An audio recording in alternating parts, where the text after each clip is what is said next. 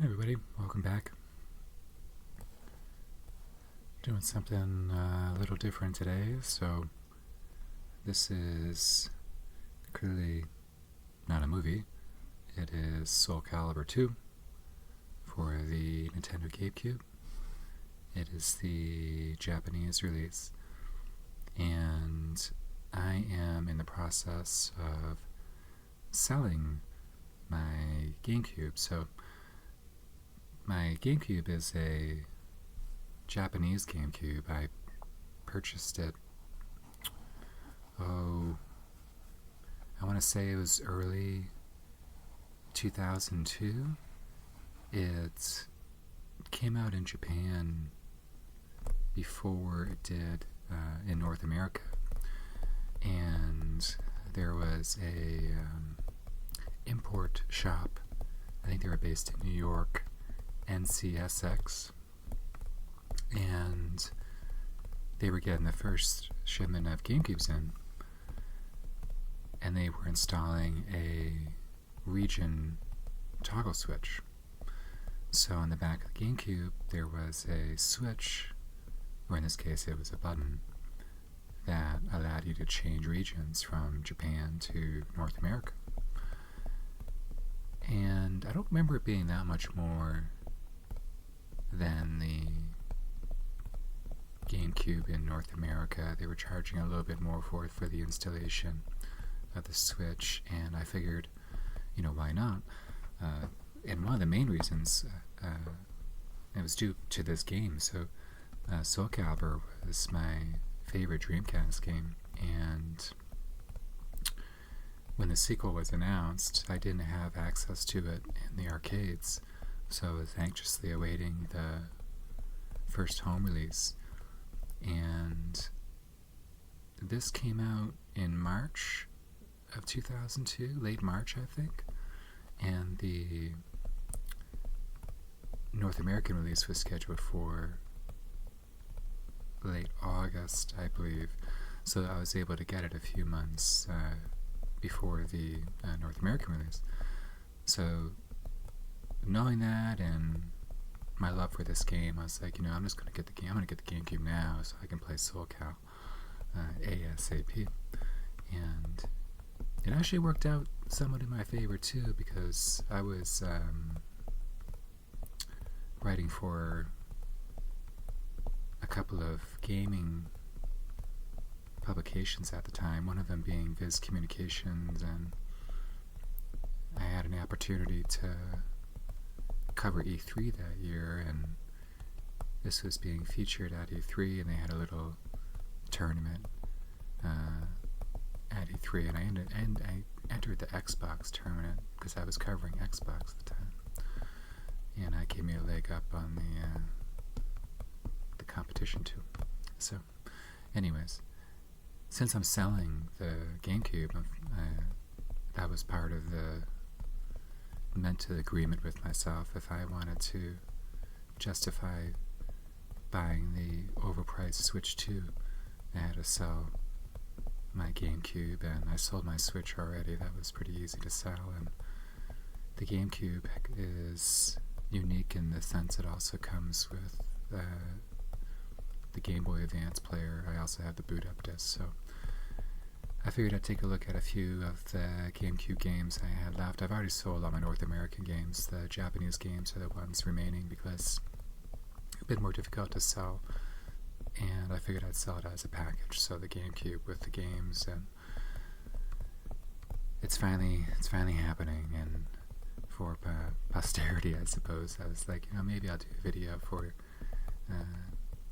Soulcal 2 and a few other games. So if I wanted to reminisce about my time playing Soulcal 2 on GameCube, I could watch one of my ASMR videos. So anyways, if you haven't seen a Japanese GameCube game, the packaging is clearly different. So I actually prefer the packaging. I think these are pretty fun compared to like your standard clamshell case that you had in North America. They're definitely smaller, which to me makes total sense with the discs being like the mini disc size. And So on one spine we have the title in Japanese, and then on the other side, we have the title in English. So if you have this on your shelf, you can, clearly see, oh, this is Soulcal 2, and you can have a completely English spine on the shelf if you are, that's something that's important to you.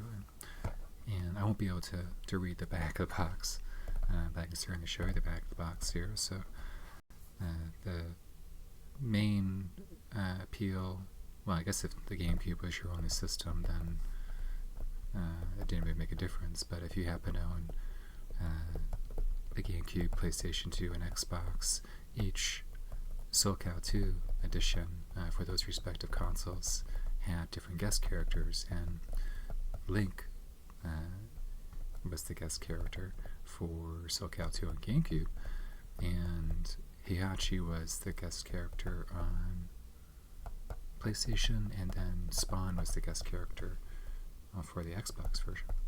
And I think Link, far and away, is the best of the best there for the guest characters. And though Spawn was pretty cool, I think PlayStation had the least exciting, just due to Heihachi, as cool as Heihachi is, and you could play him in Tekken. So, but Link was the main appeal here, and we have some different images of the game. I think Ivy was a new character in Soulcal 2. So was Raphael.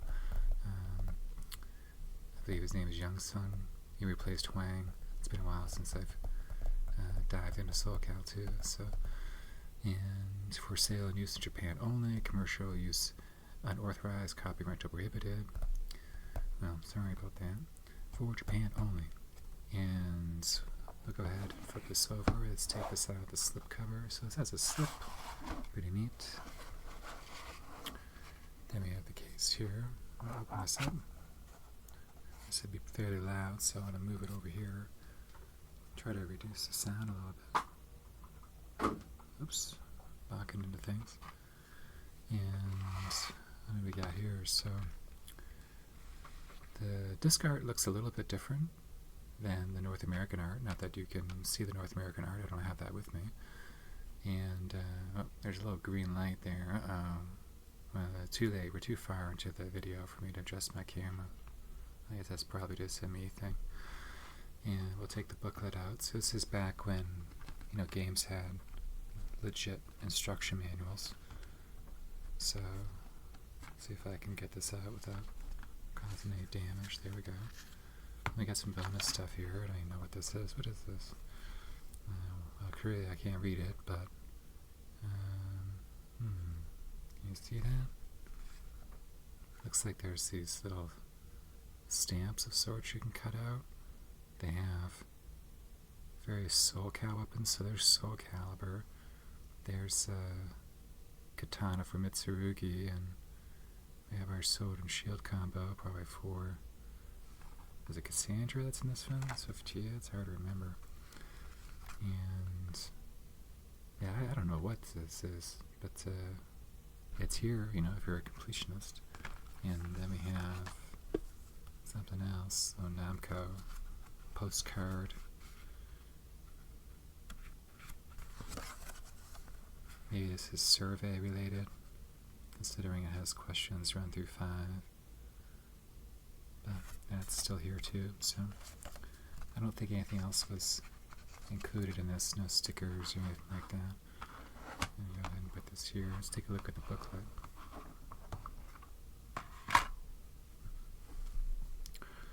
So, fairly thick booklet here.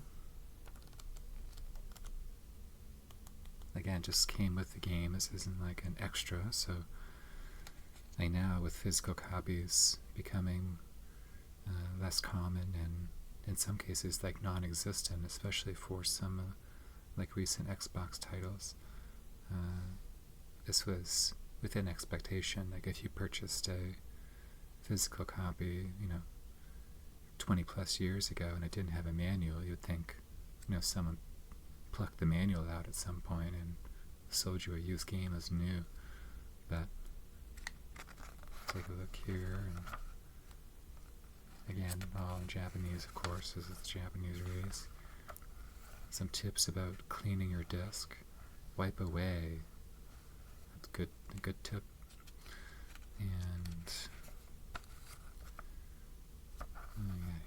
2 players.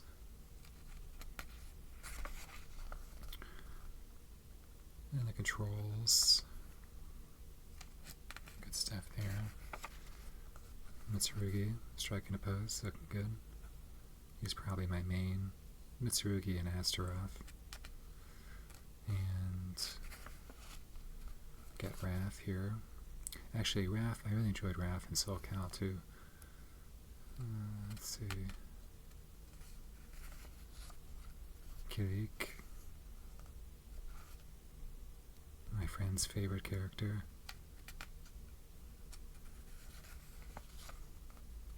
Different modes here, arcade versus time attack. And one thing to note too, this is entirely in English. When you're playing, I think the menus have some Japanese, but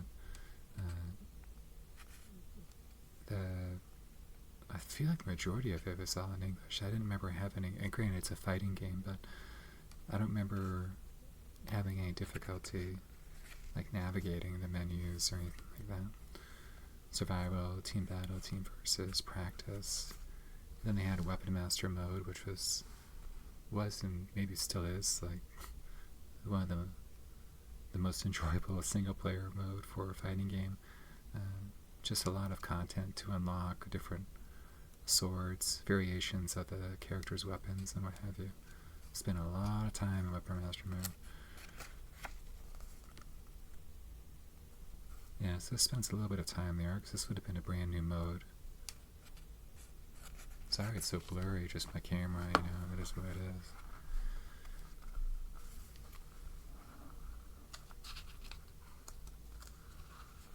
Where's that here? Oh. Nice outfit, Ivy. Classic Ivy outfit. There's Taki defying gravity.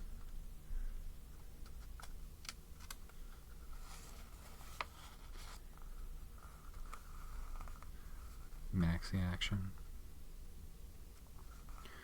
It's always fun to play Maxi, or if you're not familiar with Soulcal, and someone picks Maxi and he just endlessly drifts across the stage with these seemingly endless combos that people can't break out of because they're just button mashing.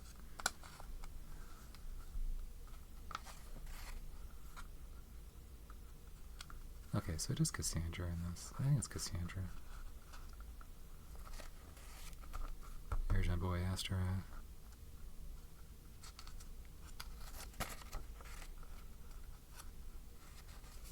I didn't even really pay attention here. Is this showing moves for each character? Yeah, I believe it is. Maybe? Yeah, I think so. I think that's what's happening here. No. I don't know. Maybe not.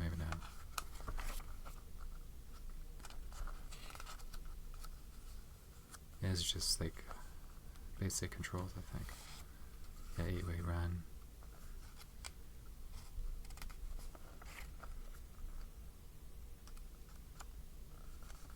Where am I? Yeah, this really went into some detail here. That's bad news. It's happening to you. Yeah, there's Nightmare. There's Beast Claw.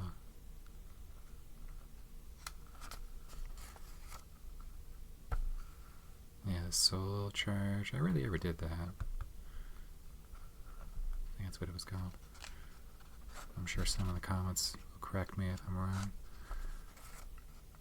And yeah, some more 8-way run. Got,